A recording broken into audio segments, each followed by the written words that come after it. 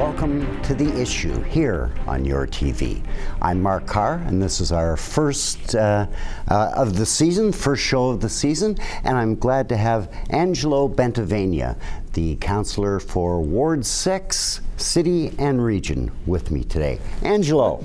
Pleasure coming back. It's Pleasure great being to back. have you here. How was your summer? It was great. It went really quickly. As you know, there's always things going on. I did manage to take some time off, but we're ready and raring to get going here. Good. And so let's jump right to it. You've brought in Tim Commisso, the city manager for the city of Burlington, and I'll turn it over to you to do that introduction. Great. Thank you very much, Mark. And I want to thank Tim for coming today. I appreciate. I know you're a busy man. Your schedule's full. I just want to give a quick bio on Tim. Recently, he's been an advisor, senior advisor with MNP, and over the years has served with 10 councils and 8 mayors. That's a pretty good record there. Tim also holds a CPA designation and an MBA from Wilfrid Laurier University. He's no stranger to Burlington, and many people do remember Tim here in Burlington. He spent 20 years at City Hall, holding virtually every senior position at City Hall.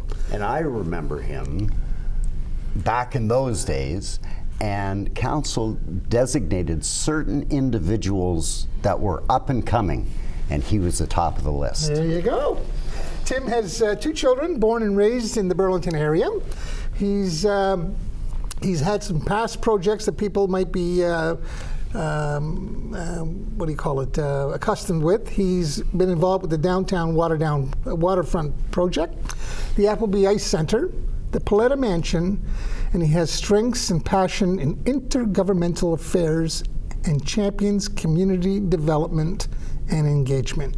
He came back to Burlington after serving as city manager in Thunder Bay for 7 years, from 2008 to 2015. Welcome to The Issue and Canada's best place to live and raise a family. So, thank you very much. It's a pleasure to be back here. And more on a more permanent basis as well. We're glad to have you here, Tim. Thank you. So, let's get right to it. So we have a half hour here. We're going to get right into it. So Tim, let us know. Tell us about the last 5 months. You've been into the job, and you are a city manager for a great city. What is your priority as a city manager of Burlington? So a good question, Anglelo, and it's really tied back to why I was interested in this job permanently. So it's a privilege, honestly. I just love Burlington as a community, and if I can help move the organization forward as city manager, with working with the new council, that's really the only reward I need. It's partly because we've earned somehow this designation of best place to live in Canada, and I think we're all proud of that. But my interest is also to seeing if we can get to be the best run municipality in Canada.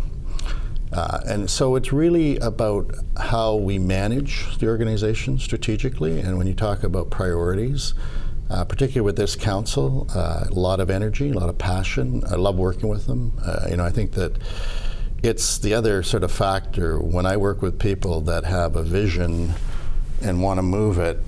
My strength has been, figuring out how.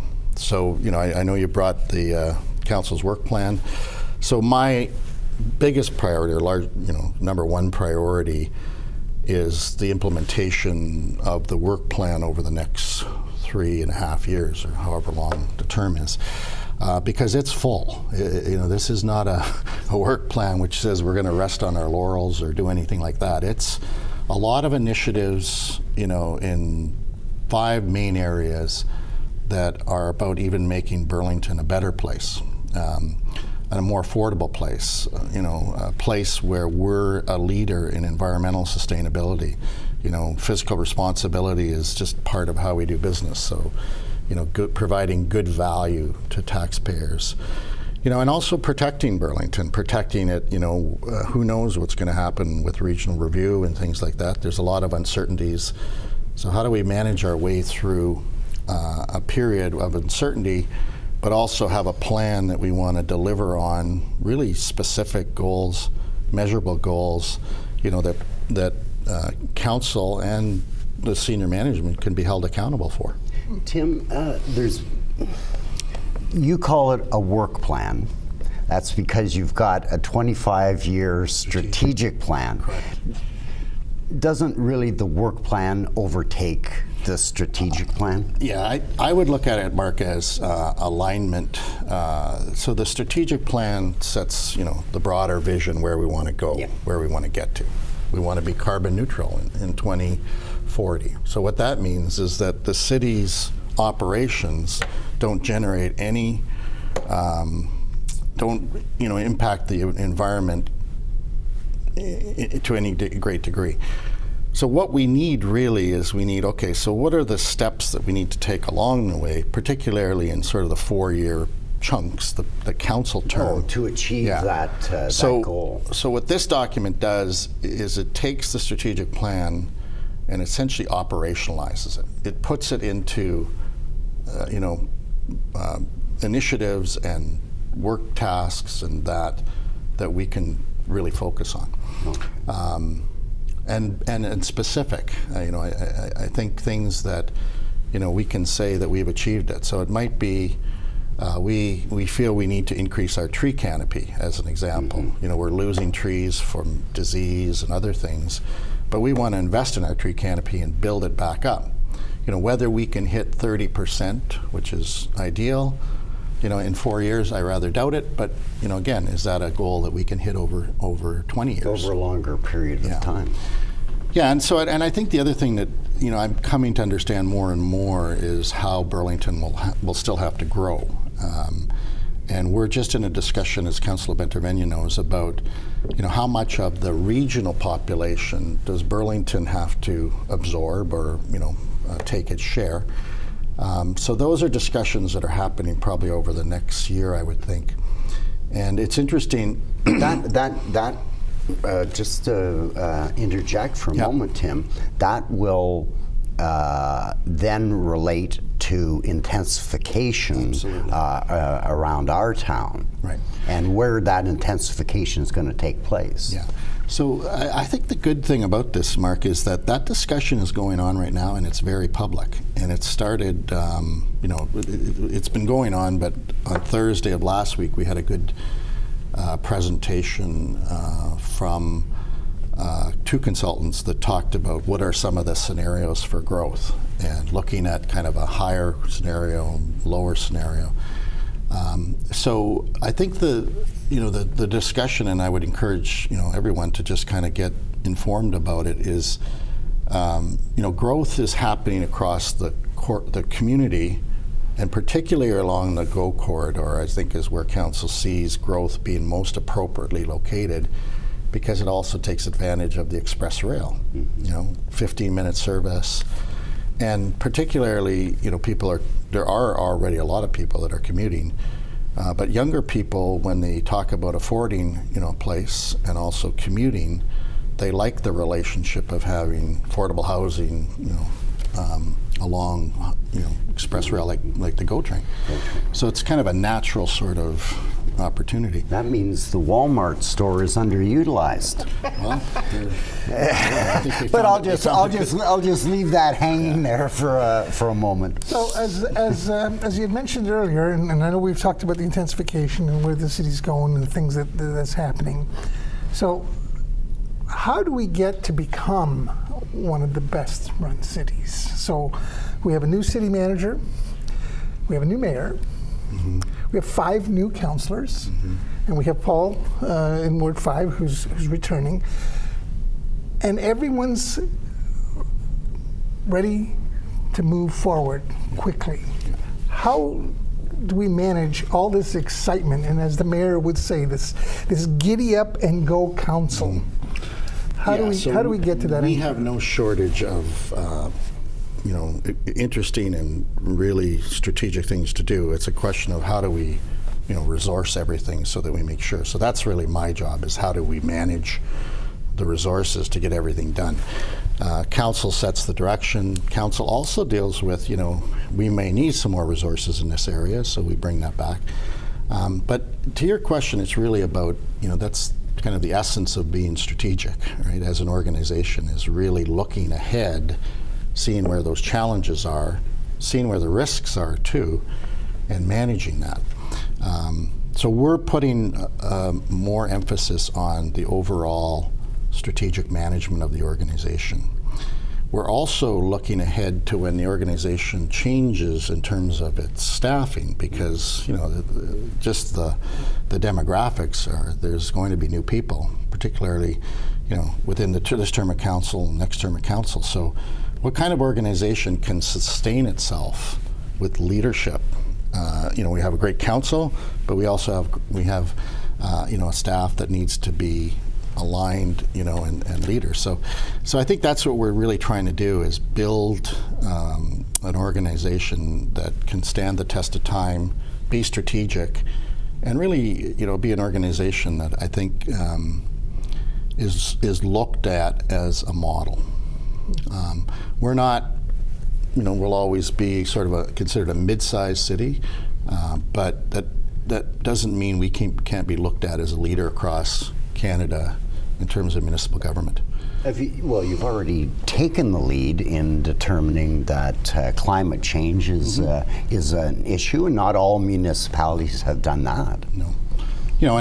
So council did declare the emergency back in April. In June, they directed us to prepare the climate action plan. We're well on our way, and so in December, we'll have the report go back to council where there's a specific action plan which is driven by measurable targets with respect to greenhouse gas emissions and that. And within that will be, here's what we're going to do. Here's what we're going to do with our fleet. Here's what we're going to do with our facilities. And the challenge, and this gets back to your question, is we can't do everything overnight. We don't have the resources. So what we do is, what is reasonable to bring on in terms of the impact on, our budgets, our ability for people to manage it. But I'm a big believer that the key to anything is having a really good direction and having people moving in the same direction. And then you see other things happen. You see synergies. You see a really good dynamic created. And we're all on this journey together. We certainly are. Well, again, from a council standpoint, again, we've been very active, obviously, in creating guidelines for these, what we call a living document. It's called, the vision to focus. This council is also very committed to public engagement. We've had an incredible amount of action labs and food for ideas. How do we manage all of that information? How do you see council manage all this information so that it doesn't look like we're taking in too much at one time? Yeah, that's a very good question. I'm a strong believer, so I agree with you that public engagement is something that we are very committed to in different forms, and we follow a prescribed methodology for public engagement, and the acronym escapes me, but it's the IP2, I believe. And what it does is says that certain times public engagement is sharing information, certain times public engagement is getting people to actually shape the direction. So good example, this summer we spent time on the update of the official plan with an action lab format where people could actually spend 3 hours engaged in really shaping the direction, and that'll inform the reports going back to council on the official plan update, which is essentially going to have 2 concepts or scenarios brought forward as drafts to sort of build on. So that's an example of, I think, your question, and I'm a big believer that we need to do a really good job on bringing reports to council that are focused, really reflect the views of citizens and businesses, and with really strong recommendations and options. So council does its business in council chambers. And I think we've been very successful at that. We have long meetings, as you know. We've been going, full out, I think, since I've been here. But it's because, that we spend a lot of time talking about things, getting input, and making decisions which are in keeping with this. And it's, to me, it's that whole process of decision making and how you do it, starting with making sure that we do our best to capture the views of the people who live in Burlington. I'd like to elaborate on that if I can. Yeah, okay, go ahead, because I was ready to jump in. I love the idea of, yes, council does do its business in the council chambers. From an education standpoint, some people don't know, we as council members only have one employee, and that's the city manager. Yes. So people sometimes are under the impression we could just go down to, I don't know, transportation and say, put a stop sign there. And it just doesn't happen that way. How do you balance that, Tim, with again, a young council? I'm not going to say inexperienced, because many of us have been around over the years, watching, participating, and so on, although there is some inexperience involved. How do you balance that with staff? Yeah. So the one employee concept is really about accountability, right? So essentially, the council has me as the accountability for all of the staff. How we work, though, in the relationship between council and staff doesn't need to be funneled through me. I very much encourage council to, particularly in terms of their ward issues, to deal with staff, to learn, to find out, and if ultimately we need to bring something back to council, we will, right? Because what we try to encourage, and I think council's really good at it, is that council members aren't directing staff to put a stop sign or do this or do that. And I think, Mark, you would know that too, and that's a recipe for disaster. But some of the public think that's what we do. So, I think what we try to do is be as flexible as we can, and some areas are challenges. I mean, we've been through the summer where by law it becomes a real focus. So we have noise, we have tall grasses, vegetation, we have other issues that people would just like us to come in and, boom. And fix it. Yeah, and some of that we do have the ability, but some of it we need to think about it and move forward in a way that deals with them in a fair way, and also protects the city. So it's a balancing act, and what we try to encourage is communication. That's the key. I've got a concern. And it's also giving the staff at various levels the authority to implement when it's necessary. Yeah. And that's empowerment, and that's something that I won't say we're perfect at it, but I'll say what we recognize is that has to be part of how people can do their job. And we also have to become more consistent at customer service. We need to know exactly, what people need and be able to provide that and do that in a way that, people are satisfied with the service they're getting. So it's a constant sort of, I won't say battle, but it's a constant sort of, trying to get better. But that's the exciting part about it. That's the fun part about it, because as you move along there, you start to see things. Your staff are more engaged. They understand their job relative to the bigger picture. And I think that's what we're all trying to do. And at the end of the day, I think we all keep in mind that we serve the public. That's what we do. Tim, I'd be remiss if I didn't bring up the official plan review. It was sent. Portions of it were sent back from the region. 4 items. Okay, so when are those 4 items going to be sent back up to the region? Is there a time frame? So actually, it's Mark. It's coincidental. We've been meeting with the region on a regular basis. Our timing for the update of the official plan has to dovetail with the update of the regional official plan. So our target is to have everything done by March of 2020.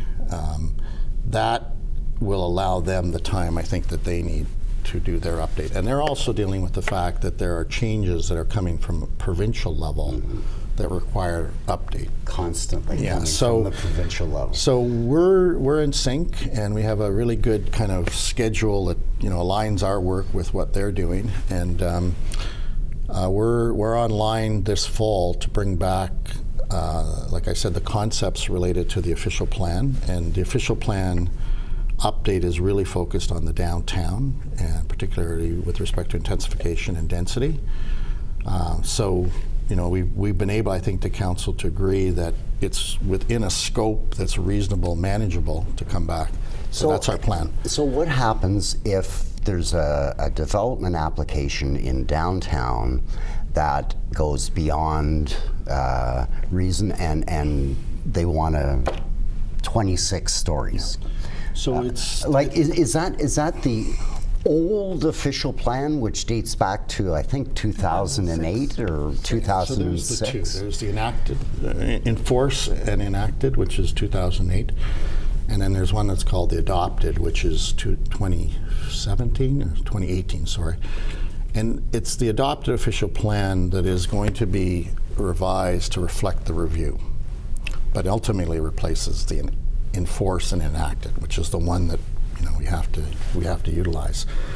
And the question you ask is like the $100 question, right? Like, it's what happens when you have an official plan, that sets out a policy framework and justifies how growth should happen, and that we have applications that don't adhere to that.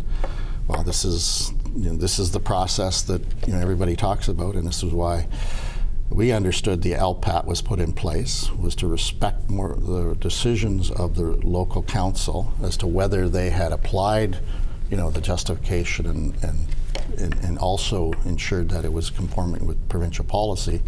But recently now we've seen it change back to what was former, the OMB, where essentially you could introduce all new evidence at a hearing and try to justify why and all of these things. So we're in that transition period again, and I'm not going to speculate on it, but it's one of the reasons why I think and our mayor and council is strongly advocating that the local level should be the level that has the decision authority, right?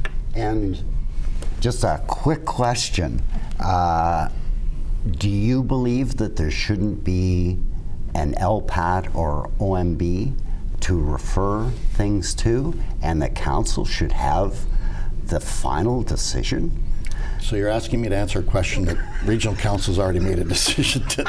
So I'd be a little bit careful how I answer this. I think is that there needs to be more local control. It's like a governance issue. If you're a nation, you want to protect your borders, right? Yeah. You don't have to, you're the authority that makes decisions, so shouldn't you have the decision making? And I think besides the fact, Ontario is unique across Canada, right? So Unique in what way? in terms of not having, But those other provinces do have a referral mechanism. Okay. Yeah, I think the question is, through regional council, we all agree that what we have now is not working. The difference is we need to have discussions on what can work. It's not working for you. No, but it's working for somebody. In the province itself. Yeah. So everything that goes on, and the discussion is very simple. You have one person who's not an elected official who may or may not understand what is happening in a particular municipality and makes a decision based on the information that they receive from the delegations. From delegation. But in reality, sometimes you have to step back from that very closeness to an issue to be able to give an opinion that is more encompassing for towns and cities across this province rather than just Burlington doing what it wants. So I guess, because I didn't answer your question, I think between the city and the region, we have a very strong understanding of our communities and sort of what constitutes good planning, good development. And I'm a strong believer that good development is bringing together planning and development. It's the partnership, it's the marriage of those two that results in what you see, right, in terms of build. I think we were all interested and curious and excited or whatever to see how the LPAT would work under the new framework. And there was a lot of time and effort put into why that would work that way, why it was really just making sure that the council had done its due diligence. So to change from that and move it back, we're saying, what you set up was kind of in line with what we were expecting, that you were validating decisions. You weren't changing them on the basis that, all this new information. So I think that's disappointing. So to get back to your question, I think the direction that regional council's taken, I think, is sending a message to the province that we want a system that doesn't just revert back to what was. Okay. And we did have that guest on the show, Dr. Bruce Kruszelnicki, who actually was heading this whole LPAT program. We actually had him here the week before he became legislative. And the week before he retired. Which may be a good thing for And we heard Bruce. different things from Bruce than what the outcome was. And as Tim says, we reverted back to the old system. And that wasn't the intent of it. And that's really the big issue. And you know something? We are out of time, believe it or not. Believe it or not.